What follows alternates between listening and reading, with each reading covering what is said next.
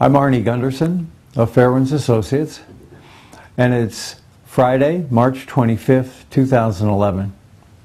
I thought I'd talk to you today about the radiation that's being emitted from the Fukushima plant.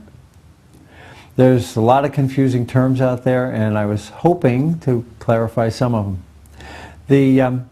On the news, you're going to hear about the radiation levels over Tokyo were 1,600 times normal, or that the radioactive concentration of iodine is 5 times what the legal limit is. And I wanted to talk about this. There's a couple different concepts in play here that are worth bringing up. First off, when uranium splits, it makes daughter products. These are daughter products, and they split too. They'll decay away, and in the process of decaying, it's called disintegration, they can emit 3 different things. They can emit a gamma ray, they can emit a beta particle, or they can emit an alpha particle.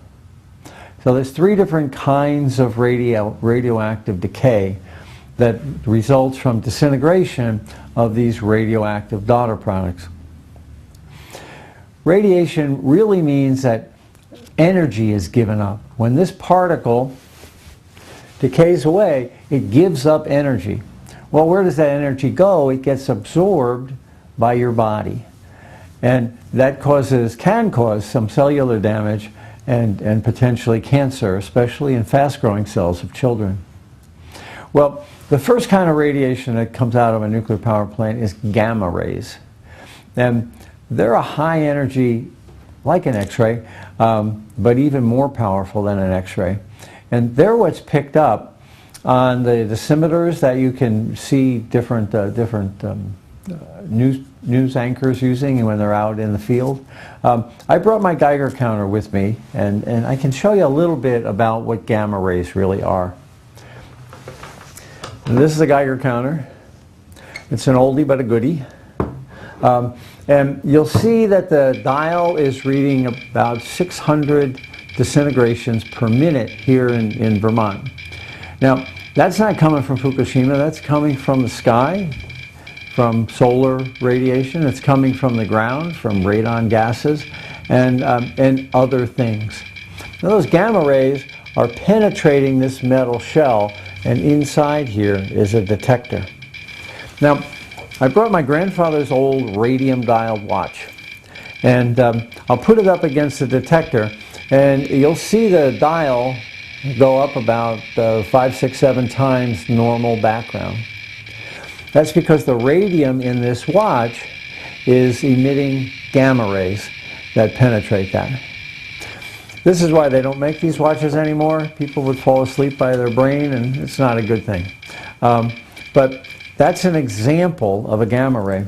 Now, in the news, you'll be reading about over Tokyo, the radiation levels went up. And what that means is that a cloud of radioactive daughter products, usually xenon and krypton, will pass over Tokyo, and they'll create gamma rays. And that's what's usually being picked up on these personal dosimeters.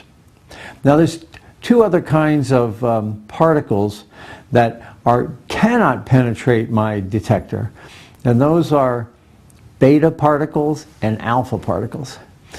They get into your body by breathing, or by taste, or through a cut in the skin.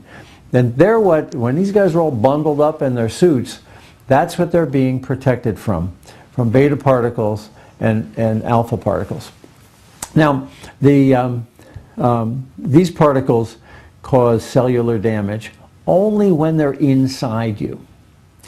Iodine, for instance, is selectively absorbed by your thyroid and causes damage directly to the thyroid.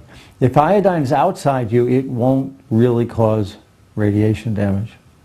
The same with cesium. Cesium is exactly like, is absorbed by muscle. And it causes damage, especially to heart muscles in infants, but it causes muscle tumors. And strontium is another beta emitter, and it goes to your bone and can cause leukemia. Again, it's got through your skin, and it's right up against the marrow of your bone, which can cause a leukemia. And the last kind of radiation is an alpha particle. An alpha particle is the biggest and most massive of them all. And it usually comes from depleted uranium or from plutonium. And it's like a howitzer. It's really, really a powerful particle once it gets in your body. If you breathe in these alpha particles, if you breathe in the plutonium, when it decays away, it produces a cancer in your lung. And is very, very damaging. 3 more things before we go today is how radiation is measured. Well, they measure it in something called becquerels, and that's a disintegration per second. 1 disintegration per second is a becquerel. So I'd prefer to call it disintegrations per second. Now you'll see field measurements as far away from Fukushima as 30 or 40 miles, where a piece of paper laid on the field that's a meter by a meter, 3 feet by 3 feet, will pick up 900,000 disintegrations per second of beta particles, or of beta emitting particles, or of alpha emitting particles, or gamma emitting particles. Now, they don't know what that particle is, but they know that the piece of paper has that much on it. That's a lot. You'll also, so a becquerel, when you see that, is a disintegration every second. The other term is a sievert. You'll see 1 millisievert. Well, that's an indication of cellular damage, but the term that I'm used to is a millirem. 1 millisievert is 100 millirem. And so basically it's just 100 times bigger than a millirem. It's a measure of personal exposure. And the last term is half-life. What does that mean? Iodine has a half-life of 8 days. That means in 8 days, half of it's gone. In 16 days, only a quarter of it is left. In 24 days, an eighth is left. So every 8 days, whatever's there, a half disappears. Cesium, on the other hand, has got a 30-year half-life. So you got to wait 30 years for half of it to be gone, 60 years for only a quarter of it to be left, and 90 years for it to be an eighth left. The general rule of thumb is 10 half-lives and it's all gone. So for iodine, in the next 80 days, it will all be gone.